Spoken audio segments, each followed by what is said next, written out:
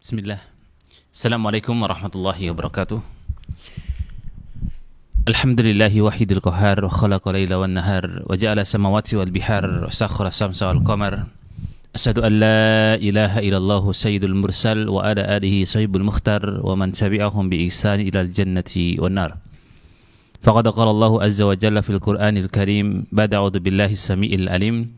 Ya ayyuhalladzina amanu taqullaha haqqa tuqatih ولا تموتن إلا وأنتم مسلمون فقال نبينا محمد بن عبد الله صلى الله عليه وسلم فإن أصدق الحديث كتاب الله وخير الهدي هدي محمد صلى الله عليه وسلم وشر الأمور محدثاتها في الدين بدعة وكل بدعة ضلالة وكل ضلالة في النار. Ma'asyiral muslimin wal muslimat, para pendengar yang dirahmati Allah Azza wa Jalla dan para pemirsa yang senantiasa dimuliakan Allah Azza wa Jalla.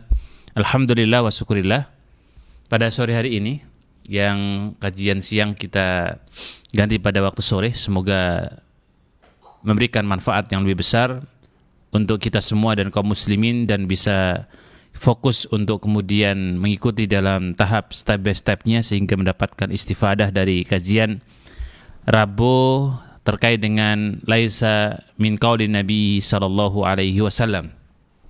Bab terkait dengan masalah beberapa hal yang bukan termasuk dari sabda Nabi sallallahu alaihi wasallam, tetapi sebagian di antara kita, sebagian di antara kaum muslimin ada yang menyandarkan perkataan tersebut dari Rasulullah sallallahu alaihi wasallam, dan sering kita sampaikan, sering pula kita ingatkan, berhati-hati, waspada dengan penisbatan kepada Nabi Shallallahu Alaihi Wasallam yang itu bukan sabda Nabi, yang itu bukan perkataan Nabi Shallallahu Alaihi Wasallam. Waspada.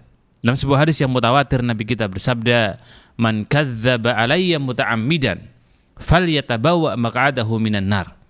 Barang siapa yang mempalsukan, mendustakan nama Nabi Muhammad Shallallahu Alaihi Wasallam, dalam hal ini membuat hadis baru, membuat perkataan yang bukan perkataan Nabi Shallallahu Alaihi Wasallam, falyatabawwa, maka silakan bagi seorang tersebut untuk menempatkan posisi tempat duduknya, menempatkan tempat kembalinya di neraka jahanam, wa na'udzubillah. Dan itulah ancaman yang keras dan tegas dari Nabi Shallallahu Alaihi Wasallam terkait orang-orang yang membuat hadis palsu ataupun yang mengatasnamakan Nabi Shallallahu Alaihi Wasallam. Tapi jamaah sekalian rahimakumullah, tema kita pada sore hari ini insyaallah taala terkait dengan hari ini kita siapkan untuk hari esok. Ya, dan hari ini artinya adalah detik ini kita berada di dunia, yang dimana hari ini adalah hari kita beramal. Ya, ada sebuah perkataan yang sangat masyhur yang akan kita coba bedah pada sore hari ini. Perkataan daripada Ali bin Abi Thalib, ya, radhiyallahu taala anhu, dan perkataan ini sebagian orang mengatasnamakan perkataan atau sabda Nabi Shallallahu Alaihi Wasallam, maka ini tidak benar. Yang terdapat dalam penjelasan kitab Fathul Bari, ya, karya daripada Ibnu Hajar Asqalani rahimallahu taala, di jilid yang ke-11 di nomor 235. Nah, perkataan Ali bin Abi Thalib ini disebutkan juga oleh sebagian para ulama seperti dalam kitab Miskatul Masabih di jilid yang ketiga di nomor 5215. Nah, kalau kita lihat perkataan Ali bin Abi Thalib ini memang sangat dekat gitu ya dengan kehidupan seorang muslim. Bahkan bisa menjadi sebuah konsep pemahaman bagaimanakah seorang itu ketika hidup di dunia. Dia harus menggunakan konsep daripada perkataan Ali bin Abi Thalib, karena ketika dia memahami terkait dengan perkataan ini, maka dia paham bahwa kehidupan di dunia ini hanya sebagai wasilah gitu ya, sebagai perantara, sebagai jembatan, sebagai tempat sementara kita untuk menuju kehidupan akhirat yang Allah tegaskan, walal akhiratu khairu wa abqa, bahwa kehidupan akhirat kehidupan yang khairun, lebih baik, dan kehidupan yang abqa, kehidupan yang kekal. Nah, tapi perkataan beliau adalah al-yauma amalun, ya. Al-yauma amal. Hari ini kata beliau adalah hari di mana kita beramal. Walah hisab, dan tidak ada hisab, tidak ada perhitungan. Wa ghadan, dan nanti pada hari kiamat adalah hisab wala amal. Adalah hari perhitungan, bukan hari beramal. Nah, perkataan ini jamaah sekalian sangat masyhur. Bahkan kalau kita menggunakan prinsip dalam kaidah ini, ya, bahwa hari ini kita beramal, lusa bagaimana kita akan dihisab oleh Allah Azza wa Jalla, itu artinya apa? Kesempatan kita yang paling besar untuk menabung investasi amal soleh hanya di dunia. Padahal di dunia ini Masya Allah ya, kalau bicara masalah usia, saya yakin usia 100 bahkan 100 lebih itu sudah sulit untuk beraktivitas, ya. Sulit untuk kemudian bisa komunikasi dengan baik, makan pun juga tidak nyaman, teman pun juga sudah tidak ada. Di usia yang mungkin 100 tahun itu usia yang mungkin serba mungkin dikatakan menderita, dalam artian seorang tidak bisa kemudian leluasa untuk bergerak, makan, aktivitas sebagaimana waktu dia masih muda. Maka usia kita pun juga terbatas, jemaah. Dalam sebuah hadis Nabi kita sebutkan usia umat Muhammad bin Abdullah sallallahu alaihi wasallam itu baina sitina wa sab'in. Jadi antara durasinya itu antara 60 sampai 70. Ya anggaplah kita diberikan oleh Allah Azza wa Jalla usia mungkin 70 tahun gitu ya. Maka durasi kehidupan kita itu cuma 70 tahun. Dari setar kita lahir sampai kemudian 70 tahun itulah kita bisa investasi amal soleh. Kalau masalah usia, ya biasanya anak-anak yang sebelum balik kan nggak dihisap. Ya, anggaplah sudah balik, mulai dihisap di usia kurang lebih 12, ada yang mungkin 13, bahkan ada yang lebih, ada yang mungkin kurang. 13, 14, 15 sampai 70 tahun itu masa-masa kita dihisap, masa-masa kita menabung, masa-masa kita investasi untuk akhirat. Tapi jamaah sekalian, kalau kita mau jujur gitu ya, kita mau benar-benar mentelaah bahwa sejak kapan sih usia kita itu benar-benar usia yang manfaat, kemudian benar-benar kita bisa menabung amal soleh dan kita sadar, ya mungkin setelah barangkali ngaji, ikut taklim, ya mungkin setelah kita hijrah atau setelah kita taubat gitu kurang lebih ya. Nah, oleh karenanya perkataan ini disarah oleh para ulama terkait dengan hari ini adalah hari beramal, besok adalah hari hisab, ya, dan hari besok tidak ada hari amal, melainkan besok akan dihisab oleh Allah Azza wa Jalla. Taib, khassallahu subhanahu wa ta'ala dunya bil amali, ya, wa amara ibadahu alladhina khalaqahum illa li ibadatihim wa ta'atihi. Allah subhanahu wa ta'ala mengkhususkan, menspesialkan dunia ini untuk manusia bagaimana sebagai ladang untuk beramal, ladang untuk menabung amal kebajikan. Dan Allah perintahkan hamba-hambanya untuk senantiasa mereka taat kepada Allah, senantiasa kemudian beribadah kepada Allah subhanahu wa ta'ala. Dan inilah makna daripada pemahaman kita terhadap penciptaan ini. Kita paham bahwa Allah menciptakan kita dalam rangka untuk ubudiyah, untuk beribadah kepada Allah tabaraka wa ta'ala. Makanya Ibnu Taimiyah dan juga Ibnu Qayyim al-Jauziyah rahimahullahu ta'ala, beliau pernah mengingatkan kita, menasehati kita, ya, tentang bagaimanakah seorang itu memahami terkait dengan esensi kehidupan.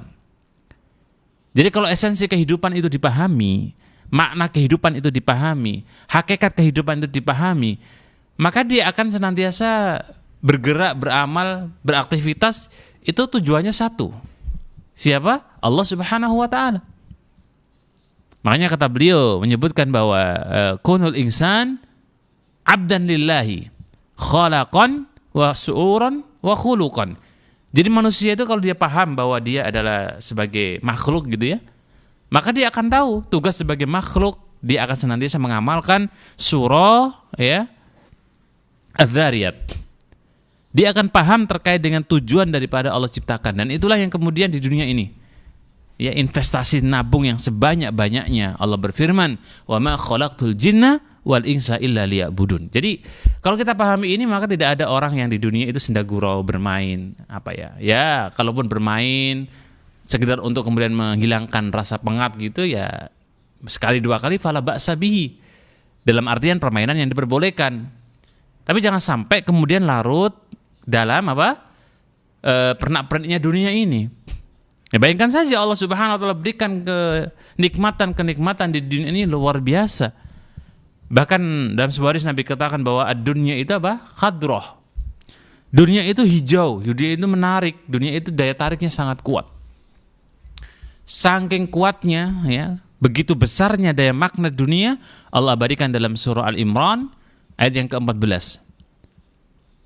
Allah paparkan di hadapan manusia dengan zuyyina linnasi hubbus syahawat. Jadi ada sebuah ketertarikan yang sangat kuat terhadap dunia itu, terhadap an-nisa wal banin wal qanatiril muqantara minadh dhahabi wal fidda wal khayli musawwamati wal an'ami wal hars. Daya tarik semua itu, wanita, anak, ya kan? Kemudian emas, perak, ladang, bisnis, perdagangan, pertanian, semua itu daya tarik semua untuk manusia. Dan luar biasa, tidak kita pungkiri bahwa fakta di hadapan kita, kadang-kadang ada orang yang diuji baru ya barangkali punya bisnis yang meroket begitu ya, bisnis yang kemudian baru jaya-jayanya, baru kemudian diberikan oleh Allah Azza wa Jalla, dibukakan sedikit rezeki yang kemudian dia sukses, itu sudah terkadang sudah lalai kepada Allah Subhanahu wa taala. Belum lagi nanti kesuksesan-kesuksesan yang menghampiri dia, ya. Maka mintalah kepada Allah Azza wa Jalla semoga kita senantiasa menjadi seorang kholakon, menjadi seorang abdun, ya, menjadi seorang budak, menjadi seorang hamba yang paham hakikat tentang penciptaan kita di dunia ini. Nah, kemudian penjelasan muallif rahimahullahu taala bi ta'ati fima fatakhsilul a'malin nafi'ah, ya. Jadi ketaatan yang kita berikan kepada Allah tabaraka wa taala itu adalah dengan senantiasa kita beramal kebaikan, beramal yang memberikan manfaat, alladzi tanfa'uhum yaumun la yanfa'u malun wala banun. Di mana aktivitas amal kita itu amal yang kemudian, ya, untuk suatu hari yang dimana di hari nanti itu tidak lagi berguna, tidak lagi bermanfaat, yang namanya apa? Malun wala banun, dan juga anak. Ya, Allah Ta'ala berfirman pada hari itu, ya, pada hari nanti di hari kiamat, la yanfa'u malun wala banun illa man atallaha biqalbin salim. Jadi yang datang kepada Allah dengan predikat hati yang bersih, hati yang baik, apa ya, hati yang kemudian benar-benar membawa amal soleh, membawa ketaatan, membawa takwa, membawa iman, itu yang akan diselamatkan oleh Allah Tabaraka wa Ta'ala. Maka tanfa'uhum yaumun la yanfa'u malun wala banun haitsu, ya, maju'ilatil akhirah lil amal. Jadi melainkan dia punya tujuan di mana dia jadikan kehidupan akhiratnya itu kehidupan yang akan menjadi pertanggungjawaban di hadapan Allah Subhanahu wa taala. Sedangkan kehidupan akhirat innama hiya lil hisab, bahwa kehidupan akhirat adalah kehidupan yang untuk di mana kita ini akan dihisab oleh Allah Subhanahu wa taala. Wa man 'amila shalihan adkhalahu Allahul jannata. Barang siapa yang punya investasi amal kebajikan yang baik, punya amal soleh yang bagus, yang banyak, maka dia akan dimasukkan ke surga Allah Subhanahu wa taala. Wa man 'amila ghaira dzalik. Siapa yang beramal keburukan, ya, siapa yang kemudian punya amal investasi naudzubillah, kefasikan, kekafiran, kekufuran, kemunafikan, ya, dan yang lainnya, maka hisabnya nanti fa adkhalahu Allah an-nar. Maka Allah akan masukkan dia, Allah akan jebloskan dia di neraka, dan itulah al-jaza'u min jinsil amal. Jadi Allah akan berikan balasan itu sebanding, ya, setara, sama dengan apa yang kita lakukan di dunia. Maka kalau orang di dunia dia menanamkan kebaikan, beramal soleh, insya Allah Ta'ala dia akan jumpai amal soleh itu, dia akan jumpai kebaikan-kebaikannya. Tapi kalau dia menanam keburukan, menanam kemudian kekafiran, kemunafikan, kefasikan, maka dia pun akan jumpai nanti di hari kiamat. Allah berfirman, "Faman ya'mal mithqala dzarratin khairan yarah." Siapa yang menanamkan kebaikan walaupun seberat dzarrah, Allah akan tampakkan di hari kiamat. Sebaliknya, "Faman ya'mal mithqala dzarratin syarran yarah." Jadi yang beramal keburukan, beramal kemunafikan, beramal kefasikan, beramal kekufuran, dia pun akan mendapatkan apa yang dia lakukan. Itulah yang disebut dengan bahwasanya ghadan hisabun wala amal. Pada hari nanti adalah hari di mana akan dipertanggungjawabkan semua amaliyah kita, dan di hari nanti tidak ada lagi amaliyah. Nah, jemaah sekalian, para pemirsa rahimani wa rahimakumullah. Salah satu statement orang kafir ya, yang ketika mereka di akhirat yang Allah berikan dalam Al-Quran, mereka minta untuk dihidupkan sesaat di dunia. Dan Allah abadikan, Allah gambarkan. Dan ini ada orang yang sempat bertanya juga, loh Ustadz, berarti di hari kiamat, hari ini, katanya, detik ini, ketika Allah gambarkan dalam Al-Quran itu sudah ada.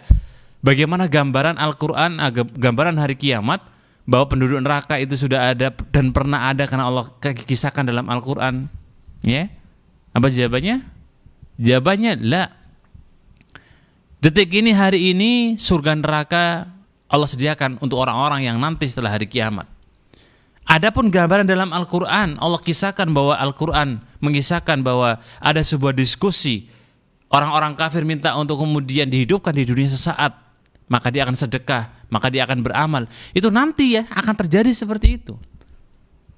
Dan kisah-kisah dalam Al-Quran yang istilahnya mustakbal. Ya, karena ada dalam Al-Quran itu kisah-kisah yang kita istilahkan ada 3 kata para ulama disebutkan. Pertama, kisah di zaman Madiyah.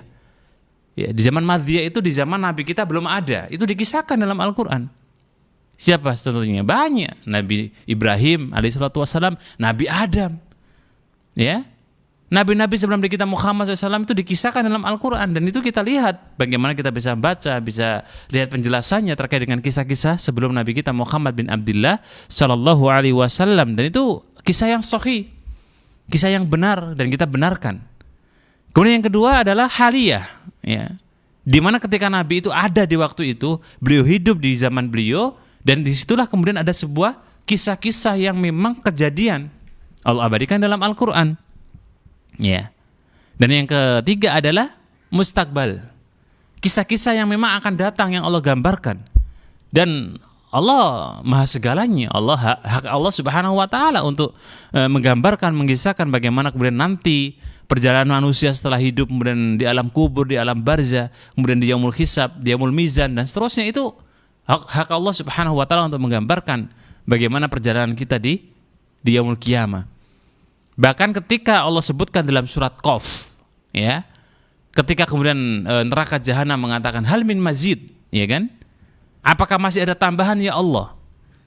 Berarti kan ini menunjukkan kalau neraka jahanam itu kemudian nanti di hari kiamat mengatakan di hadapan Allah subhanahu wa ta'ala, apakah masih ada tambahan ya Allah? Maka apa kata Allah azza wa jalla? Ya, maka Allah kemudian injakkan kaki kirinya dalam hadis yang sahih. Maka kemudian neraka jahanam mengatakan qotun ya Rabbi, cukup wahai Tuhanku. Ini menunjukkan kalau di hari nanti akan terjadi seperti itu. Nah, pertanyaannya sekarang, apakah sudah terjadi? Apakah kemudian sekarang itu sudah ada? Allah sebutkan dalam Al-Quran, surga neraka disiapkan untuk orang-orang, surga bagi orang yang beriman, neraka untuk orang-orang kafir. Kita yakini dan kita imani itu, ya. Nah, sama dengan ini jamaah sekalian rahimakumullah. Jadi ada sebuah informasi gitu ya, dan ini sangat berharga loh. Kalau kita bicara masalah ilmu mantik gitu ya, bahwa ketika ada sebuah kisah dan kita belum pernah dalam kehidupan manusia tidak ada ceritanya, ada sebuah kisah, misalnya saya kisah ini ya, saya mengisahkan nanti seminggu yang akan datang, bla bla bla bla bla bla misalnya. Apakah akan terjadi? Ya nggak mungkin, kita nggak tahu juga. Ya. Nah, Allah kisahkan bagaimana kemudian besok yang akan terjadi. Ini menunjukkan kalau kemudian itulah yang akan realita terjadi. Dan kita harus yakini itu dan pasti akan terjadi. Maka berarti kita akan mendapatkan informasi yang itu sudah valid kebenarannya. Sudah pasti dijamin keabsahan informasi itu. Ya, dan itu alhamdulillah. Berarti kita bisa punya gambaran tuh. Oh, ternyata nanti di hari kiamat itu ada orang-orang yang diazab di neraka. Sebabnya dalam hadis Nabi disebutkan, misalnya wanita gitu ya, mereka adalah orang-orang yang durhaka kepada suaminya. Kemudian mereka berpakaian tapi telanjang. Karena ada ciri-ciri seperti itu. Nah, hal-hal seperti ini itu menjadi ilmu yang berharga bagi kita. Karena apa? Karena sudah diinformasikan Nabi, diinformasikan oleh Al-Quran, besok akan begini, akan begini, akan begitu. Dan itu luar biasa. Iya. Maka kita yakini itu. Nah, ketika orang kafir itu kemudian minta kepada Allah, ya Allah, hidupkan aku sesaat. Artinya dia paham bahwa di hari itu tidak lagi dia bisa beramal, maka dia minta untuk dihidupkan di dunia, maka dia akan sedekah, akan beramal soleh, walaupun cuma sesaat. Allah katakan apa? Kalla, tidak. Maka tidak mungkin kalian akan dihidupkan sesaat untuk beramal soleh, ya kan? Maka pemahaman orang-orang kafir ketika sudah dihadapkan dengan di yaumul hisab, itu mereka sudah keder gitu, sudah takut terlebih dahulu. Salah satu kisah Allah berikan dalam surah An-Naba yang terakhir ya. Bagaimana Allah firmankan, ya laitani kuntu turoba. Itu kan gambaran kalau orang kafir melihat di hari itu dihisab semua. Ternyata ketika melihat ada hewan yang dikisos ya, kemudian menjadi debu, menjadi tanah, maka mereka orang kafir, enak ya. Hewan ini nggak diminta pertanggungjawabannya, cuma dikisos, jadi debu, selesai. Maka orang kafir dengan melihat seperti ini, mereka ketakutan karena ada hisab yang lebih besar. Maka mereka mengatakan, ya laitani kuntu turoba. Itu kan menunjukkan kalau mereka paham ada hisab, ada balasan untuk mereka, yaitu neraka jahanam. Lah, hal-hal seperti ini yang harusnya menjadi pelajaran yang berharga. Makanya benar kata Ibnu Qayyim Al-Jauziyah rahimahullah ta'ala dalam kitab Al-Fawaid, seorang muslim itu kalau dia mempelajari terkait dengan perkara-perkara gaib dalam hal yang kemudian dijelaskan dalam Al-Quran dan As-Sunnah, itu akan yazidul iman atau ziyadatul iman, akan bertambah kualitas imannya. Ya, makanya sering-seringlah ya kita mentelaah, membuka dan mempelajari bab terkait dengan perkara-perkara gaib, ya, perkara-perkara yang memang itu sifatnya bisa dibaca, bisa kemudian diterima, ya, dan dipahami dari Al-Quran dan As-Sunnah dan akal yang baik. Ya. Nah, tapi jemaah sekalian rahimani wa rahimakumullah. Nah, hadis yang menunjukkan akan ini, kalau kita lihat dalam versi hadis ya, sebagaimana disebutkan oleh Al-Imam Baihaqi dalam kitab Syu'abul Iman, Nabi kita Muhammad bin Abdullah pernah bersabda, dan hadis ini dari jalur sahabat Jabir bin Abdullah radhiyallahu ta'ala an. Nabi kita bersabda, inna akhwaf, ya. Jadi sesungguhnya sesuatu yang paling aku takutkan, kata Nabi. Ini menunjukkan kalau ada sesuatu yang ditakutkan oleh Nabi kita Muhammad bin Abdullah sallallahu alaihi wasallam, tidaklah aku takutkan kalian, ya, atau tidaklah aku takutkan kepada kalian wahai umatku, melainkan di situ ada al-hawa wa tulul amal. Jadi Nabi SAW itu khawatir dan takut kepada kita semua dua hal. Pertama adalah al-hawa. Yang kedua adalah tulul amal, ya, tulul amal. Apa itu al-hawa? Fa ammal hawa fa yasuddu anil haqq. Adapun hawa nafsu itu akan menghalangi seseorang dari kebenaran. Ya, kalau hawa nafsu itu sudah mulai kemudian dia tunjukkan gitu ya, hawa nafsunya ini kemudian luar biasa, na'udzubillah, maka dikasih kebenaran, dikasih kebaikan, ya akan sangat sulit. Akan dia tolak, ya. Maka ketika orang itu dikasih kebenaran kok dia tolak, maka besar kemungkinan hawa nafsunya itu besar. Imma hawa nafsu terhadap kemudian nafsu dunia, nafsu kedudukan, pangkat, jabatan, materi, ya, dan kemudian hawa nafsu terhadap kemudian kecenderungan mereka lalai kepada Allah. Itu kalau dikasih kebenaran, ya itu akan sulit. Makanya jamaah sekalian rahimakumullah, maka diri kita bisa kita bisa kita lihat gitu ya, bisa kita deteksi. Apakah diri kita itu termasuk orang yang sulit menerima al-haq? Apakah diri kita itu ketika disampaikan kebenaran itu kita agak ragu, kita agak kemudian bimbang, kita menolak? Kalau itu yang terjadi, maka coba dicek lagi, kemungkinan besar itu adalah karena hawa nafsu kita terhadap dunia ini, hawa nafsu kita terhadap materi itu sangat besar. Ya. Dan para sahabat Nabi Muhammad bin Abdullah sallallahu alaihi wasallam, kalau kita lihat dalam sejarah, luar biasanya sahabat Nabi itu mereka ketika mendapatkan kebaikan, ya, mendapatkan al-haq, mereka langsung kemudian sami'na wa ata'na atau sami'u wa ata'u. Mereka dengar, mereka taat. Ya karena memang tipikal sahabat Nabi, iman-iman mereka itu sudah digadekan kepada Allah Subhanahu wa taala. Sudah tidak lagi kemudian menghiraukan bagaimana pernak-perniknya dunia. Nah, pemahaman seperti ini yang memang ada dalam para sahabat, atba'ut tabi'in, generasi salaf terdahulu. Nah, maka kita juga demikian, kita coba untuk kemudian kurangi lah ya. Kalau hawa nafsu, berbicara hawa nafsu, semua orang punya potensi. Semua orang itu punya peluang hawa nafsu yang sama.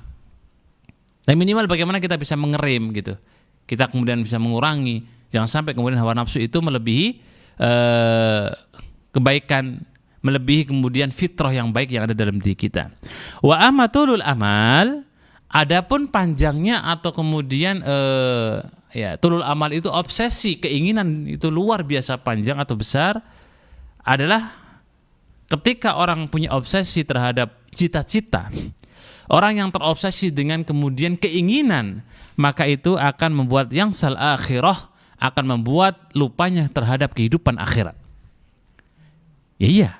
Kalau tadi hawa nafsu, kenapa Nabi katakan bahwa hawa nafsu ini adalah perkara yang sangat dikhawatirkan Nabi, ditakutkan Nabi, karena ini bisa menghalangi dari kebaikan, menghalangi dari al-haq. Sedangkan obsesi keinginan yang melampaui batas itu akan melupakan akhirat. Ya jemaah sekalian, rahimani wa rahimakumullah. Ada sebuah hadis murabba namanya, hadis segi 4 gitu ya. Ketika Nabi kita Muhammad menyebutkan ya kurang lebih kalau ya ini kotak gitu, anggap aja ini kotak. Nabi sebutkan dalam sebuah hadis murabba, ya, jadi kotak ini adalah di sebelah kanan kiri itu ada namanya ajal, ya. Sedangkan kita start dari sini. Nah, start kita dari sini dalam perjalanan itu, dalam hadis Nabi disebut ini kan murabba ya, segi 4. Nah, setiap sisi-sisi ini adalah ajal kita. Nah, kita start dari sini, maka kita berjalan. Kata Nabi di setiap perjalanan kita itu ada garis-garis yang melintang, dan itu adalah namanya imtihan, ikhtibar, ujian.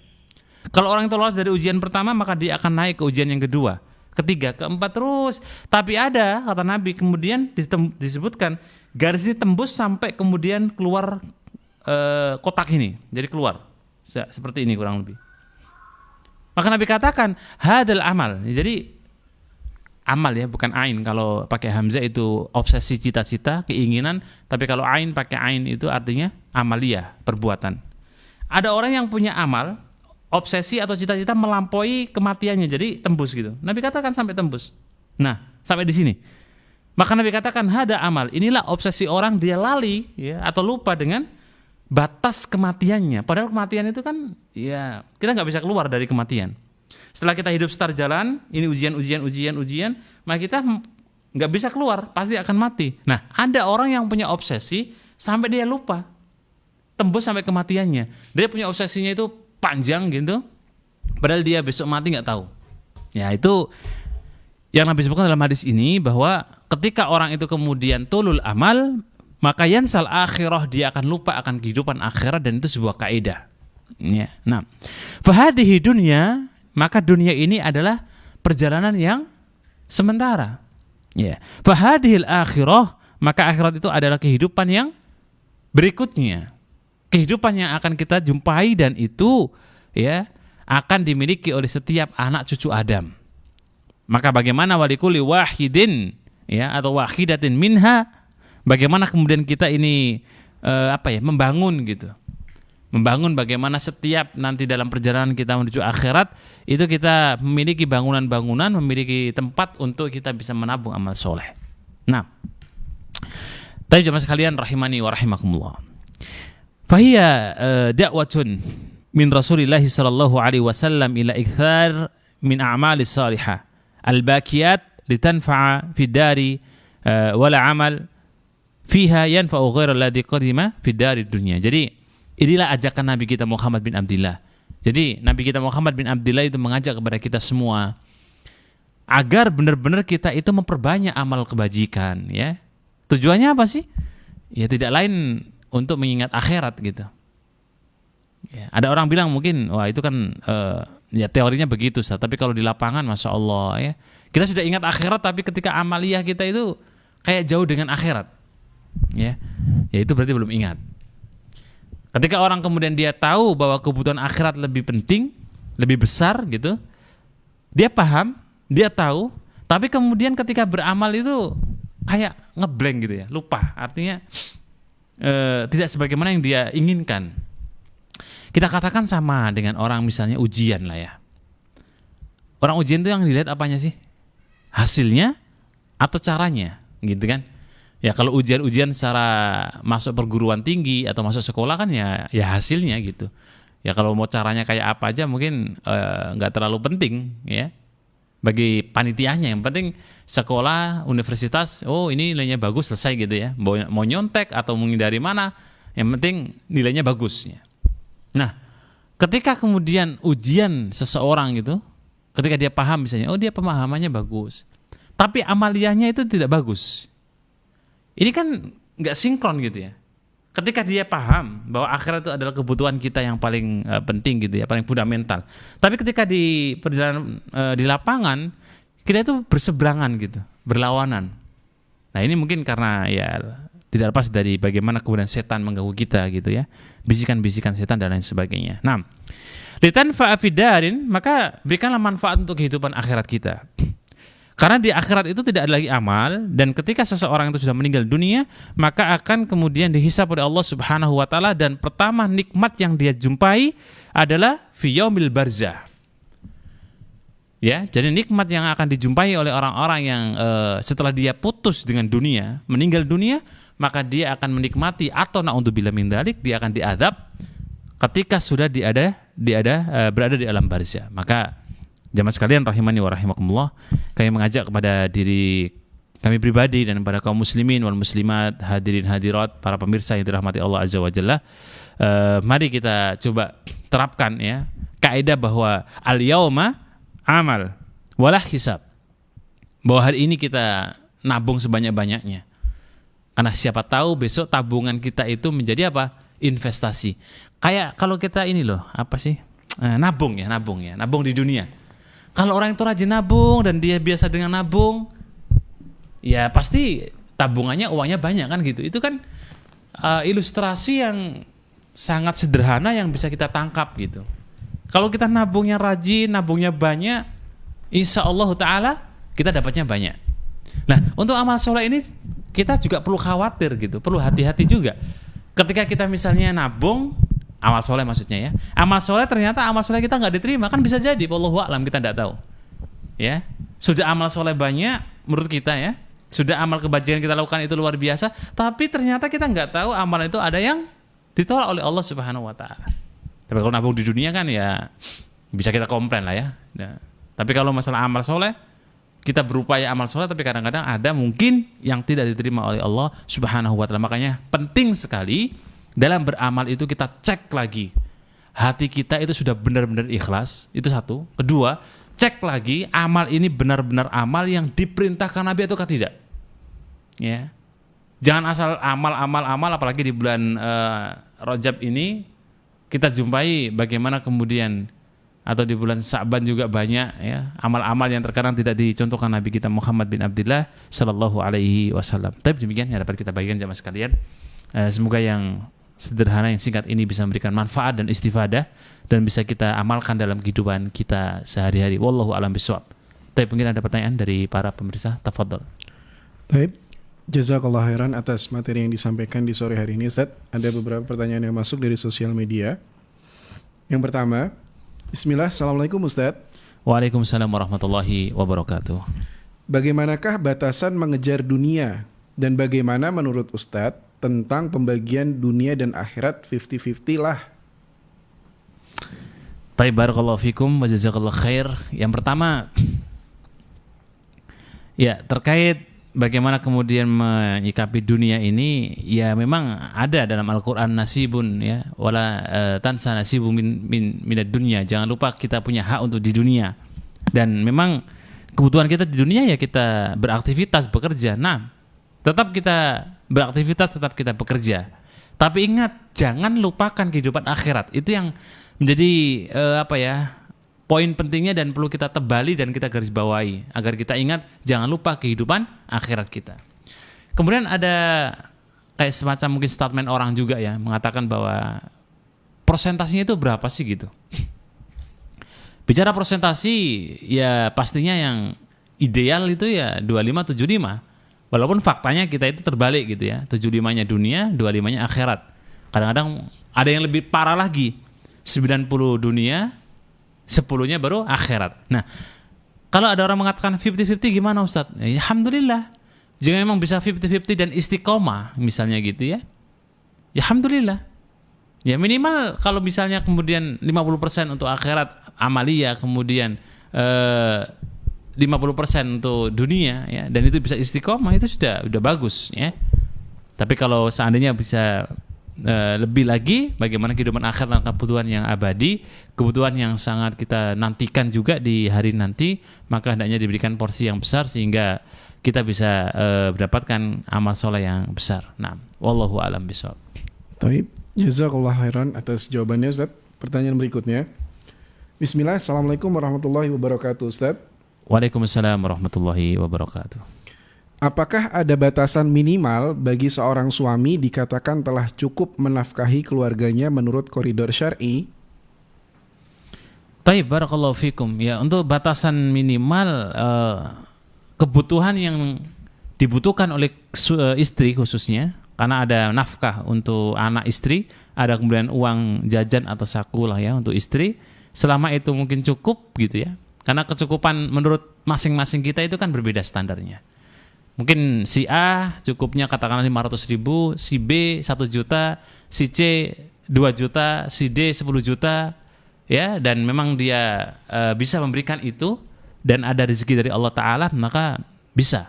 Maka jika ditanya standarnya minimal berapa, tergantung kemampuan dari suami. Yang jelas tidak kemudian diabaikan, tidak kemudian ditinggalkan hak-hak istri dan hak-hak keluarga. Nah, wallahu a'lam bishawab. Taib, jazakallah khairan atas jawabannya Ustaz. Pertanyaan berikutnya, pertanyaan terakhir Ustaz.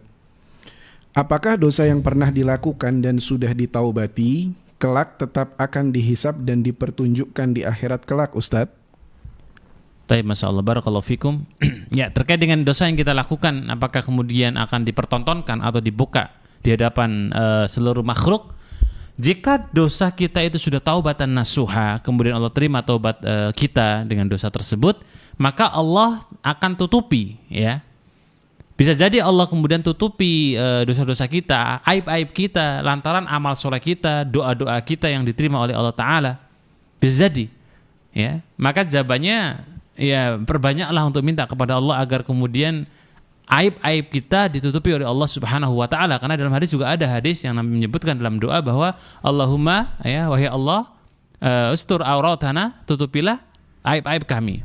Itu juga Nabi perintahkan untuk kita senantiasa berdoa kepada Allah Subhanahu wa Ta'ala. Dan ketika misalnya kita sudah bertaubat dengan taubatan yang nasuha, dengan dosa-dosa yang kita lakukan, ya berharap kepada Allah Subhanahu wa Ta'ala semoga dosa-dosa yang kita lakukan diampuni oleh Allah Subhanahu wa Ta'ala. Nah, wallahu a'lam bishawab. Demikian kurang lebihnya mohon maaf. Aku qouli hadza. Assalamualaikum warahmatullahi taala wabarakatuh.